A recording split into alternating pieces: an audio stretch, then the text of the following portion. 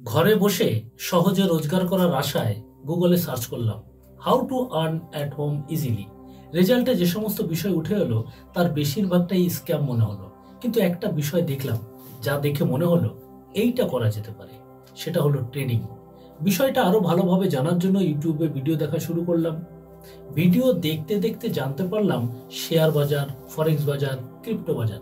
এরপরে বিষয়টা আরো ভালোভাবে জানার জন্য গুগলের সহায়তা নিলাম, স্ট্র্যাটেজি শিখলাম, কয়েকটি সেমিনার অ্যাটেন্ড করলাম, এমনকি কয়েকটি অনলাইন কোর্সও কিনলাম। সমস্ত কিছু ভালোভাবে জানলাম, কিন্তু দিন যায়, মাস যায়, বছর চলে যায়, এখনো লাভের মুখ দেখতে পারলাম না। আপনার সাথেও কি এমনটা হচ্ছে? যদি আপনার সাথে এমনটা হয়ে থাকে তবে এই ভিডিওটি আপনার জন্য। ভিডিওটি সম্পূর্ণ দেখবেন, কেননা এই ভিডিওতে এই সমস্যারই সমাধান দেওয়া হচ্ছে। Welcome to Banga trader. আমি রিপন বিশ্বাস, আপনাদের বন্ধু, সহযাত্রী, সহপাঠী। আসুন একসাথে শেয়ার বাজার শিখি। যে কথা বলছিলাম, যে প্রফিটেবল ট্রেডার কিভাবে হওয়া যায়, কিভাবে 95% লস মেকিং ট্রেডারদের মধ্যে থেকে বেরিয়ে 5% প্রফিটেবল ট্রেডারদের এলিট গ্রুপে নিজেকে পৌঁছে দেওয়া যায়। যে কোনো ক্ষেত্রে সফল হতে হলে কিছু নিয়ম পালন করতে হয়। প্রথমেই সেই নিয়মগুলো আলোচনা করব। প্রথম নিয়ম হচ্ছে the law of large number in trader. ধরুন কোনো একটি কাজের রেজাল্ট পজিটিভ হওয়ার সম্ভাবনা X% হয়, তবে উক্ত কাজ যত বেশি বার করা হবে তত বেশি তার পজিটিভ রেজাল্ট বেরোবে। চলুন বিষয়টি একটু সহজ করে নেওয়া যাক। ধরুন আপনি টি শার্ট বেচতে বেরিয়েছেন। আপনি 100টি লোকের কাছে টি শার্ট নিয়ে গেলেন এবং দেখলেন এর মধ্যে 50 জন টি শার্ট কিনে নিচ্ছে। তার মানে আপনার টি শার্ট বিক্রি করার সাকসেস রেট হলো 50%। এটা বারবার হচ্ছে। তাহলে এবার আমরা ধরে নিতে পারি যে 100 লোকের কাছে গেলে 50 জন তো কিনবেই। এবার দেখলাম প্রথম 20 জন লোকের কাছে গিয়েও আপনার টি শার্ট বিক্রি হলো না। তাহলে খুব বেশি সম্ভাবনা থাকবে বাকি 80 জন লোকের কাছে গেলে 50টি টি শার্ট কিনে নেবে। ধরুন এমনটা হলো না, তাহলে আমাদের অবশ্যই দেখতে হবে যে আমি কি সঠিক লোকের কাছে সঠিকভাবে অ্যাপ্রোচ করেছি কি করিনি। এর পরেও যদি আগের হারে বিক্রি না হয় তাহলে আমাদের অবশ্যই স্ট্র্যাটেজি চেঞ্জ করতে হবে। এবার এই বিষয়টি ট্রেডিং এর সাথে মিলিয়ে দেখি। প্রথমত, আপনার কাছে এমন একটি স্ট্র্যাটেজি থাকা উচিত যে স্ট্র্যাটেজিতে আপনার কনফিডেন্স থাকবে এবং উক্ত স্ট্র্যাটেজির সমস্ত প্যারামিটার ফলো করে অন্তত 100টি ট্রেড আপনাকে করতেই হবে। 10-20টি ট্রেড নিয়ে কোনো স্ট্র্যাটেজির সঠিক ধারণা করা সম্ভব না। আচ্ছা, 100টি ট্রেড করতে হবে মানে কি একদিনে বা 1-2 দিনের ভিতরে এটা করা যাবে? উত্তর হবে একদমই না।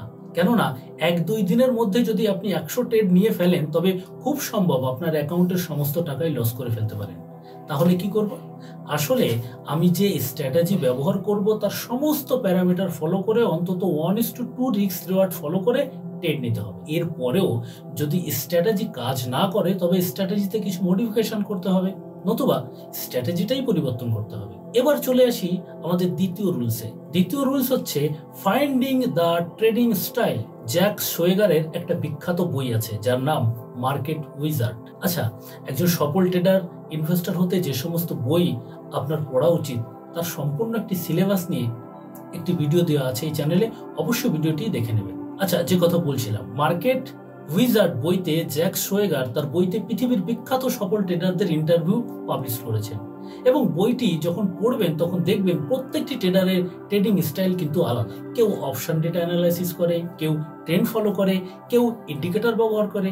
এবার আপনি কোন মেথড ব্যবহার করে স্বাচ্ছন্দ্যে ট্রেড করবেন সেটা আপনি আগে নির্বাচন করবেন এবং যে মেথড ব্যবহার করবেন সেই মেথডে নিজেকে এমনভাবে তৈরি করবেন যেন উক্ত মেথডে আপনি মাস্টার হতে পারেন। এরপরের rules, developing the trading plan.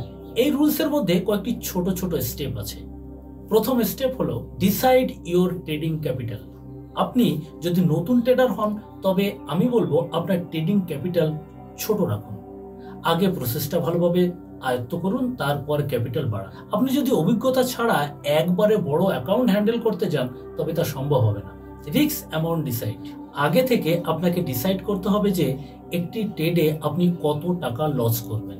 আমার ব্যক্তিগত মত হচ্ছে একটি ট্রেডে আপনার ট্রেডিং ক্যাপিটালের 1%-এর উপরে কখনোই রিস্ক নেওয়া উচিত নয়। ধরুন আপনার ট্রেডিং অ্যাকাউন্টে 50,000 টাকা আছে, তাহলে আপনি একটি ট্রেডে 500 টাকার উপরে স্টপ লস নেবেন না। এবার চলে আসি আমরা টাইম ফ্রেম ডিসাইডে। Time frame decide.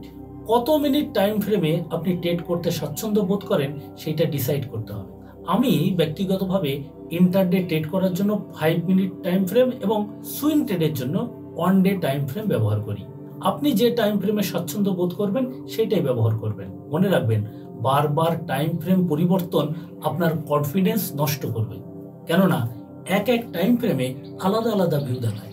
কোন ইনস্ট্রুমেন্টে ট্রেড করবেন আপনি আগে থেকে এটা ডিসাইড করুন যে কোন ইনস্ট্রুমেন্টে ট্রেড করবেন, অর্থাৎ স্টক, কমোডিটি, ফরেক্স, ক্রিপ্টো এর মধ্যে একটা নির্বাচন করবেন। তারপর আপনাকে নির্বাচন করতে হবে আপনি কোন স্টাইলে ট্রেড করবেন, অর্থাৎ ট্রেন্ড ফলো করবেন নাকি স্ক্যাল্পিং করবেন। মনে রাখবেন, যদি ট্রেন্ড ফলো করেন তবে দিনে 2-3টির উপরে ট্রেড পাবেন না, কিন্তু আপনার লাভ বেশি হবে এবং স্টপ লসও বড় হবে। আর যদি স্ক্যাল্পিং করেন তবে ট্রেড অনেক পাবেন, কিন্তু টার্গেটস যেমন ছোট হবে তেমন স্টপ লসও ছোট হবে। মনে রাখবেন, যত বেশি ট্রেড তত বেশি ব্রোকারেজ। সব থেকে বড় কথা, যে স্টাইলে আপনি স্বাচ্ছন্দ্য বোধ করবেন সেই স্টাইলটাই আপনি বেছে নেবেন। এবার আলোচ্য সমস্ত বিষয়বস্তু ফলো করার মধ্য দিয়ে ট্রেড নেওয়ার পালা। আচ্ছা, আগেই বলেছি অ্যাকাউন্ট সাইজ ছোট রাখতে হবে। এখন কথা হচ্ছে কত ছোট রাখবেন।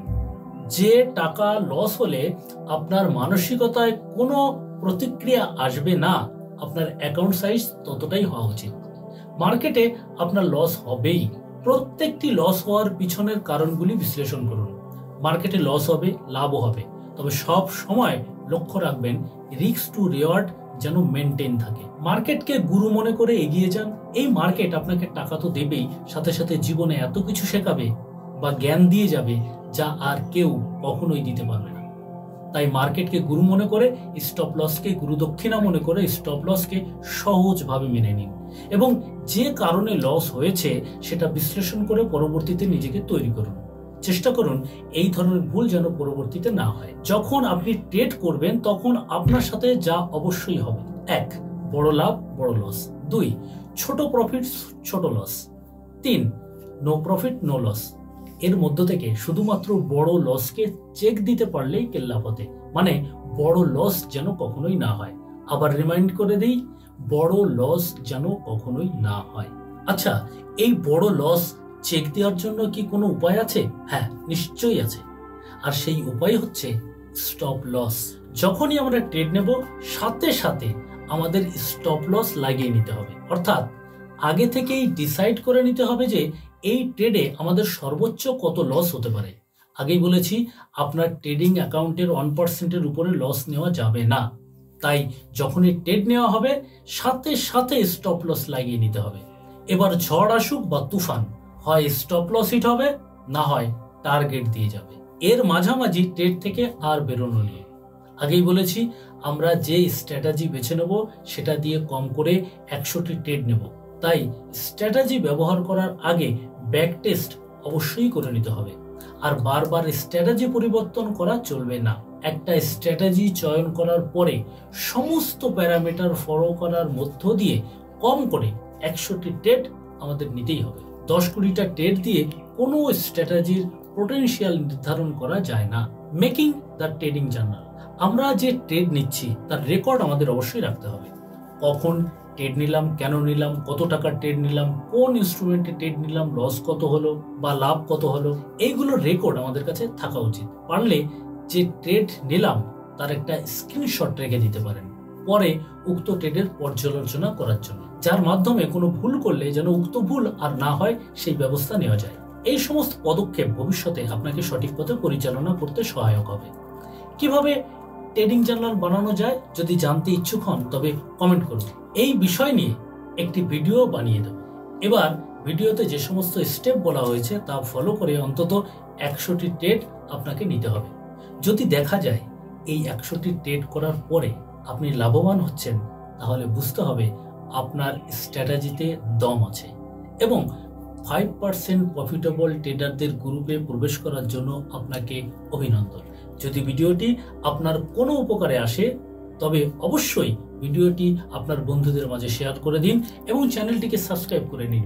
আর হ্যাঁ, সেই বন্ধুর কাছে শেয়ার করতে ভুলবেন না যে বন্ধু অনেক দিন ধরে ট্রেডিং করছে অথচ প্রফিট করতে পারছে না। দেখা হচ্ছে পরবর্তী ভিডিওতে। নমস্কার।